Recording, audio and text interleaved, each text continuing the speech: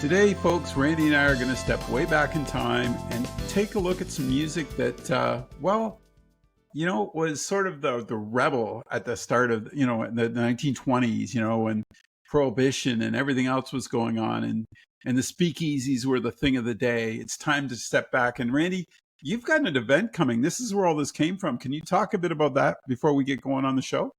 Yeah, I have a event booked November 1st at the Norfolk Golf and Country Club.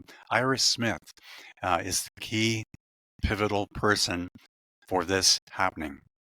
And it's going to be kind of a takeoff of the 1920s, 1930s music, dancing, and there will also be a Charleston dance contest for those who'd like to enter that evening. So it's something that's never been tried before. And I think it'll be a tremendous success. The music that I do have, I've got a terrific selection of music from the 1920s, 1930s, and of course, 40s, so on and so forth. But especially the 1920s, 1930s. Really looking forward to it. It's Saturday, November 1st, 7 p.m. until 10 p.m. Okay, and that's Should at the be a Norfolk. winner. That's at the Norfolk Norfolk Golf and Country Club, And correct? Country Club, yeah. In a world where social experiences are increasingly curated and commercialized, tell me about it, the allure of speakeasy culture, it offers kind of a refreshing escape into a bygone era of secrecy and sophistication.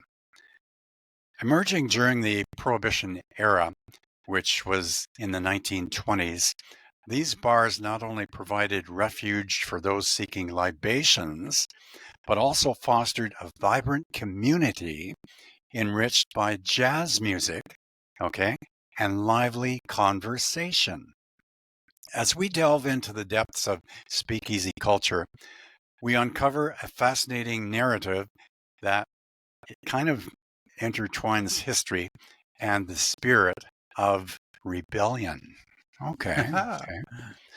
Today, the unique nightlife phenomenon is witnessing a remarkable revival. Yes, indeed. Captivating a new generation eager to embrace the charm and the mystique of hidden establishments. Modern speakeasies are characterized by their inventive cocktails, immersive atmospheres, and the thrill of discovery, all of which are amplified by the influence of social media. And isn't that true? Join us now as we explore the evolution, I should say, elevation too, of speakeasy culture from its historical roots to its contemporary resurgence and uncover the experiences that define the vibrant movement in the world of nightlife. Okay, here we go. The speakeasy culture emerged as a remarkable response to the constraints imposed on the Prohibition era in the United States, which lasted from 1920 to 1933. Now, this period saw a nationwide constitutional ban on the production, the importation, the transportation, and the sale of alcoholic beverages. The movement aimed to curb the rampant social issues associated with alcohol consumption, including crime, domestic violence, and public disorder. However, instead of eradicating the drinking culture, Prohibition led to the rise of underground establishments known as speakeasies, where patrons could gather to enjoy illicit drinks and socialize. The roots of Prohibition can be traced back to the temperance movement of the late 19th and early 20th centuries, which argued that alcohol was a significant cause of social problems. Oh yeah, they got that right. Still is today. This movement gained momentum as various religious and social groups advocated for the complete abstinence from alcohol. Now, the culmination of this advocacy group led to the passage of the 18th Amendment to the U.S. Constitution and the Volstead Act, which defined intoxicating liquors and set the framework for enforcement. As the new laws took effect, the government faced significant challenges in enforcing prohibition.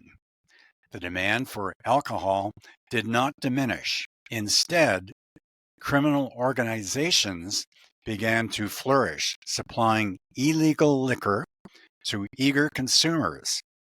Speakeasies, often hidden behind unmarked doors or in basements, became clandestine venues where patrons could indulge in alcohol away from the prying eyes of law enforcement. Oh dear. The atmosphere in these establishments was often lively and vibrant, with jazz music, as we mentioned earlier, and dancing, creating a sense of exhilaration and rebellion against the oppressive laws of that time. Wow, that's interesting to note. I think we should. Speakeasies weren't I, just bars, though. I think we They should note represented. too, Randy.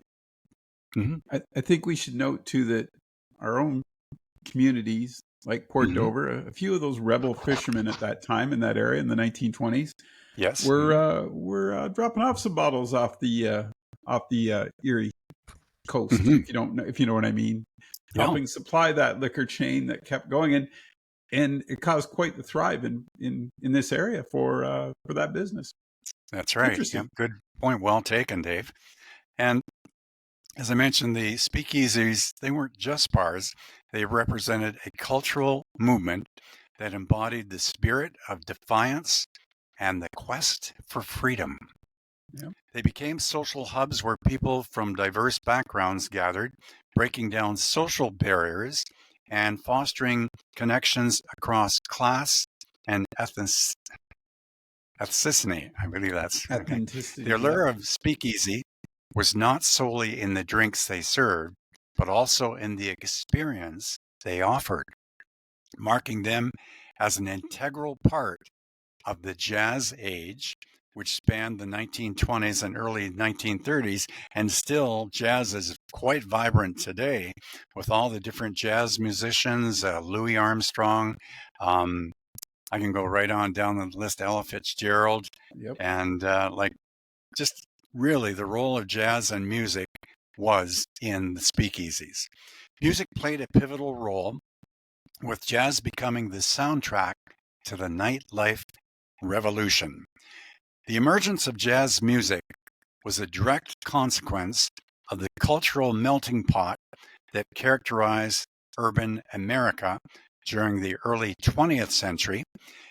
There was also African American musicians who brought their unique styles and rhythms to the forefront, and their influence was felt across the nation as jazz became synonymous with the vibrant nightlife of the era. Wow. And that's hey, cool. our own gal, Diana Krall, Yeah, best female jazz singer in years. There we go. I rest my case. Currently, yeah. And she's pretty easy on the eyes, too. Speakeasies served as crucial venues for jazz musicians to showcase their talents. Renowned artists like, as I mentioned, Louis Armstrong, Duke Ellington, Billie Holiday, they grace the stages of these hidden bars, contributing to the genre's popularity. Why, of course, like look at this, Duke Ellington, Louis Armstrong. These are Billie all Holiday. Yeah. early in their professional stages of performing. Professionals right then and there, right at the top of their game. Like, how good is that? The combination of intoxicating drinks and exhilarating performances created an electrifying atmosphere that encouraged patrons to let loose and immerse themselves in the music and the dance. And how good is that? Wouldn't you agree, Dave? 100%. Jazz kind of set the stage for rock and roll later. It Mm-hmm. was that era's rock and roll. Really, jazz was the base that started that. Then the rock and roll Right. comes along, and you see that rejuvenation with kids, Elvis Presley, right? The whole Mm-hmm. thing. but jazz was there. Like it was that forefront, wasn't it? Man, Oh, that's cool. absolutely. And the improvisation nature of jazz resonated with the spirit of the speakeasy, where anything could happen and the unexpected was celebrated. Yeah. Wow. The role of music in speakeasies extended beyond mere entertainment, though. It was a form of resistance against the constraints of the Prohibition era. Jazz actually symbolized freedom and creativity, and the dance floors of speakeasies became places where individuals could express themselves without judgment. Yeah, How good is that? that's cool. Wow. The Charleston, as I have reiterated, I've got the Charleston CD here.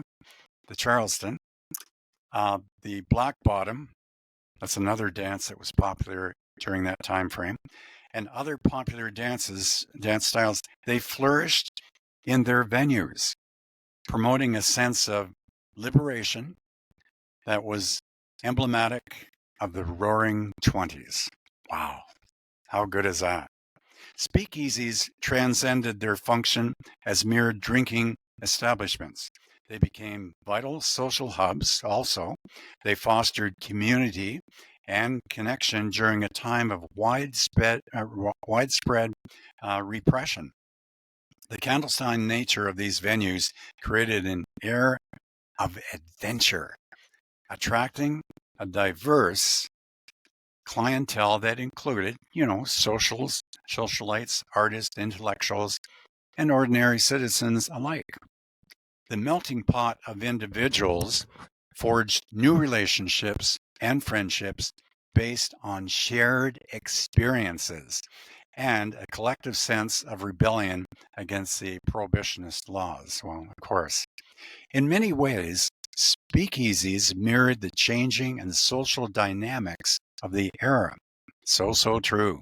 The 1920s marked a period of significant transformation in American society, with women gaining the right to vote, okay, and challenging traditional gender roles. Speakeasies became places where women could assert their independence and enjoy nightlife on their terms, often participating in activities that were previously deemed inappropriate for their gender.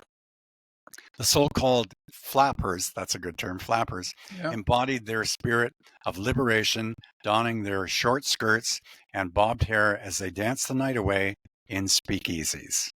that's Dancing the cool. night away. Dance the night away. Now, moreover, speakeasies provided a refuge for marginalized communities also. During a time of radical segregation and discrimination, these establishments often welcomed individuals regardless of their race. Cool. How good is Yeah, that? yeah. Regardless of their race, fostering an environment of acceptance and camaraderie.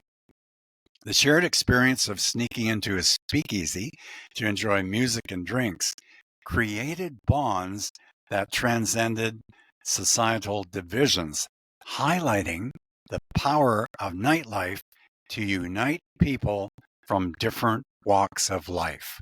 And how good is that? It's Better music than good. at it's music at its best, right? It's what music does, brings people together. Absolutely. As the Prohibition era came to an end with the repeal of the 18th Amendment in 1933, many speakeasies transformed into legitimate businesses, but their legacy continued to influence American nightlife and culture.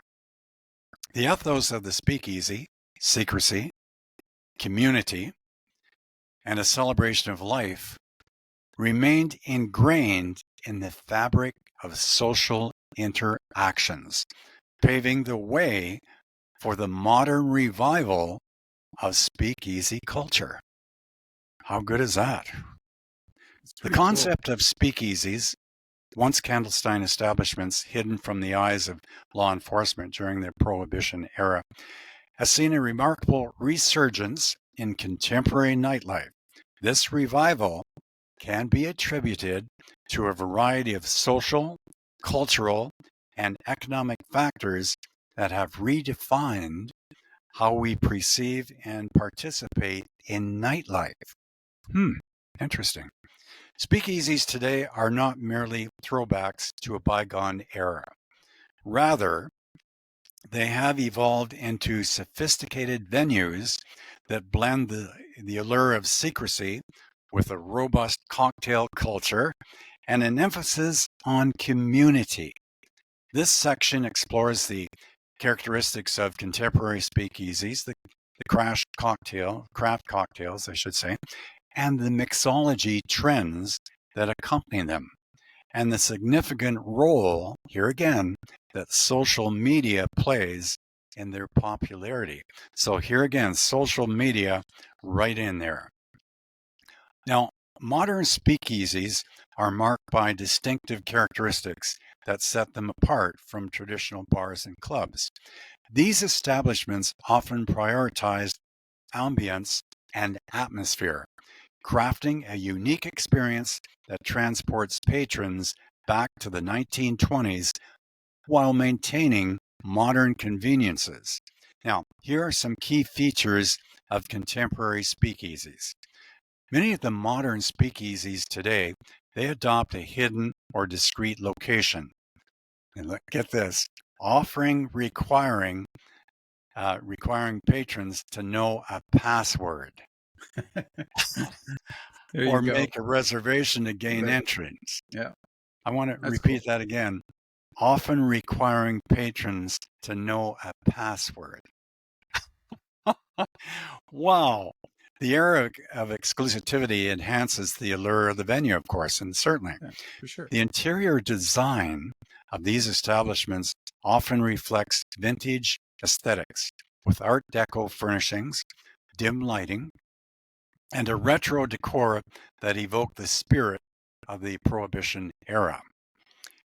Unlike standard bars, speakeasies typically offer a carefully curated cocktail menu that emphasize quality ingredients, innovative recipes, and also artisanal presentation. Wow. Yes, it's Many, all the many conversation. speakeasies feature live music, including jazz, which you mentioned earlier, blues, and other genres that harken back to the original speakeasy era. This live entertainment adds to the immersive experience of the venue, and so true, and so it is. Modern speakeasies often foster a sense of community by hosting events, workshops, and tastings that encourage patrons to engage with the culture of mixology and cocktail crafting. Oh boy. These characteristics not only create an enjoyable nightlife experience, but they also foster a sense of belonging among patrons who often share a passion for quality drinks and unique and social experiences. Now, the atmosphere of the speakeasy encourages conversation, of course, and connection, making it a popular choice for social gatherings. So here again, we have conversation and connection, two very important qualities of speakeasies here making a revival. Now, central to the modern revival of speakeasy culture is the rise of craft cocktails and the artistry of mixology. In the recent years, there's been a significant shift in consumer preferences toward high quality, thoughtfully crafted drinks, and speakeasies have become the epicenter of this movement. Several trends have emerged within this context. Contemporary mixologists prioritize the use of fresh, seasonal, and locally sourced ingredients in their cocktails. This commitment to quality, it enhances the flavor profile of each drink, and it supports our local farmers and producers. And how important is that? Very important. Mixologists are experimenting with techniques such as barrel-aged cocktails, infusions, and molecular gastronomy to create unique flavors never experienced before. These innovations reflect a deep understanding of the science behind mixology. Very important. Now, many speakeasies pay homage to the classics by reviving old school cocktails with a modern twist. Drinks like the old fashioned Manhattan. My dad always used to drink the Manhattans. And Negroni often feature showcasing the skills of adept bartenders. Now, some speakeasies offer bespoke cocktails tailored to individual preferences. How good is that? Yep. Allowing patrons to collaborate with bartenders to create their perfect drink. Hey, this gets better. The visual aspect of the cocktails has never been more important. Speakeasy cocktails often presented in unique glassware. That's all part of it, just like icing on the cake, and garnished with edible flowers or intricate designs that elevate the overall experience. Hmm. Wow. Yep, this emphasis on craft cocktails not only enhances the quality of the drinks, but also transform the act of drinking into an experience. That's interesting. Yeah. Patrons are not merely consuming alcohol. They are participating in a ritual that celebrates flavor, creativity, and artistry. And as a result, speakeasies often attract a discerning clientele that values the skill and knowledge of their bartenders. In this digital age that we live in, social media has played a pivotal role in the resurgence of speakeasy culture.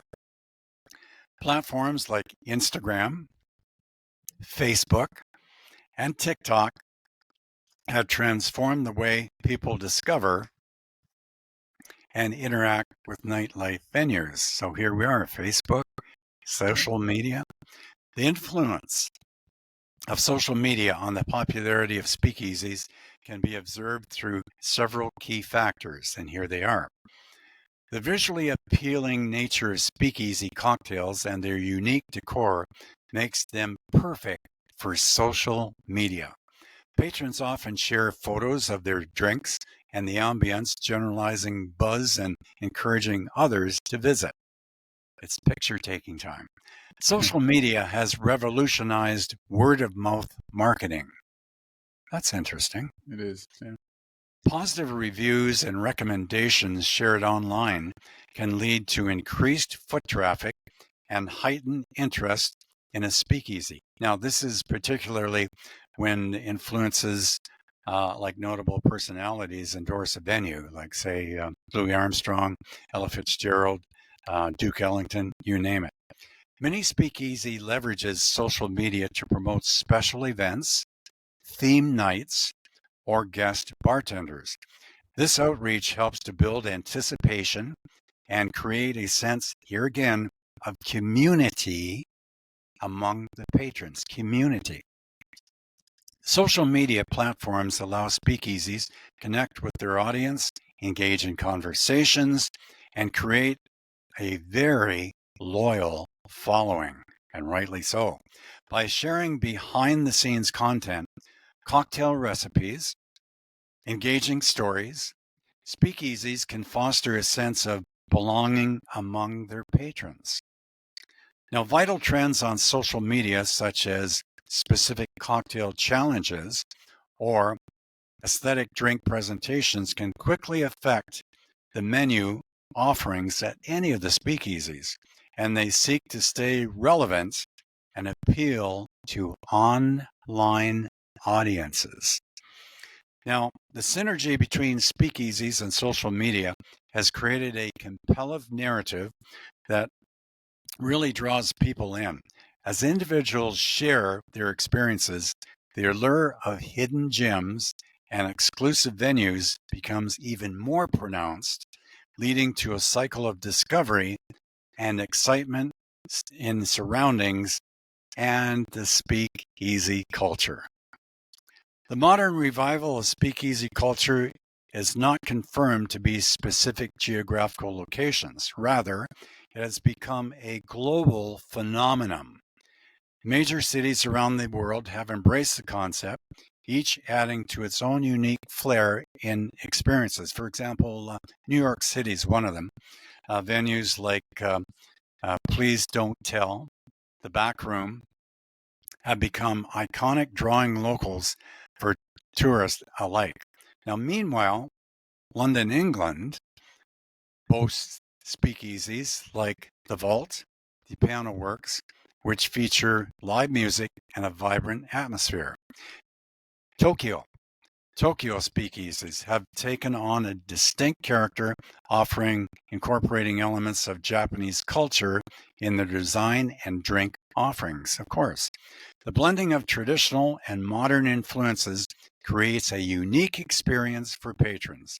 Cities such as Melbourne and Sydney have also witnessed the rise of speakeasies, with establishments that create the art, again, of mixology while offering an engaging social environment, of course. The future of speakeasy culture. As we look forward to the future, it is clear that speakeasy culture will continue to evolve. The blending of traditional with contemporary taste ensures that speakeasies will remain relevant in an ever-changing nightlife landscape, and escape too, with the continued emphasis on quality, creativity, and again, community engagement. The allure of these hidden gems will likely captivate new generations of patrons. In summary, the modern revival of speakeasy culture encapsulates a high tapestry of characteristics, trends, and social influences that have transformed the way we experience nightlife. As these establishments continue to flourish, they serve as a testament to the enduring appeal of unique social experiences and the artistry of mixology. And I'd like to show our audience once again, Dave, the Charleston. On these CDs, there's all kinds of music trends by the artist of that time, featuring in the 1920s right up to the mid-1930s, a few 1940s, but generally these CDs, 1920s, 1930s, that is the main thrust of the music of the speakeasies. Excellent. That is speakeasy culture mixology. Dave, what are your thoughts? It's pretty cool when you see that revival in something that was 100 years ago. And I love the way that you emphasized community, because I do think Yes. that's important, that folks find that what is their thing that they can go to and have those conversations and enjoy a night Mhm. out. And especially with that revival, like you said, it's all the right ingredients. You know, you've got the music, the drink mixology, you've got that Mhm. communication. It all Mhm. sets very well in this era, because it's kind of what we need right now, and in difficult So times. true, Dave. Sometimes you need it. I do So think, true. and I do think you're going to have a blast doing this show on November 1st. I think you did your Really homework. looking forward to it. Yeah. Um, it should be a blast from the past. Excuse the pun on words, but yeah, looking forward to it. It's going to be high energy pump for 3 hours. And you mentioned Boom, like boom, boom. one of the songs you mentioned was like Minnie the Moocher, which was in the Blues Mhm. Brothers. You know, you mentioned some going back, some of that. That was Cab Calloway, I believe. But it's just kind Oh, of cool when you hear that music and you yep, realize what it meant to that generation 100 years ago, or in that time frame. And it always absolutely. makes, yeah, it just it makes you want to go to one, doesn't it? Like, I'm kind of Yep, excited that you're doing this. You're going to have some fun with it, the and that sort of curiosity. revival. Yeah, yeah. Yep, We'll have to do a little show, a little follow up after it's done, because I'm curious now to yeah, see how yep, that works, how that yep. communication, all those elements that you're gonna be involved with, and you've got the music. That's the great part about what you do. Oh, yeah. You've got all the music from that era, so you're going to be able just to spin that and have some fun And with of it as you course, go. Fred Astaire. Fred Fred Astaire, Cheek Astaire. to Cheek, Yeah. that's a must play. Yeah. Um, You mentioned as a, Ella Fitzgerald, I think you yeah, said too, right? yeah, You want a quick Ella Fitzgerald story? yes. This is a number of years ago, the late, great Red Kelly. I was in his home, Oh, yes. and in his office, I walked in and there was a picture of him. And he said he was in New York City, him and his wife at a gala or something.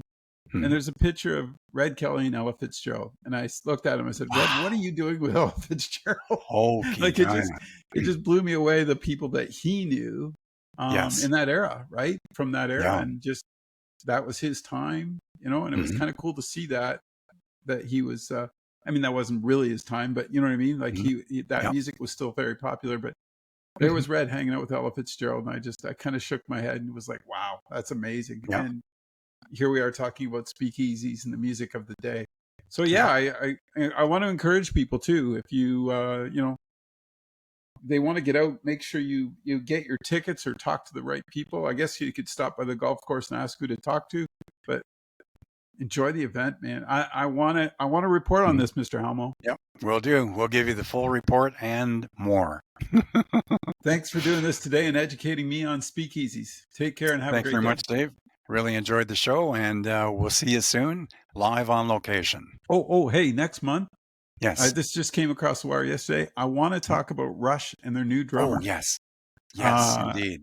Annika Niles, a 42-year-old lady out of Germany. She's supposed to be phenomenal. Great to hear that Rush is going to do a 2026 tour, and we're going to talk about that next month. Thanks, Randy. Fantastic. Thanks very much, Dave. Have a good Thanksgiving. May God bless.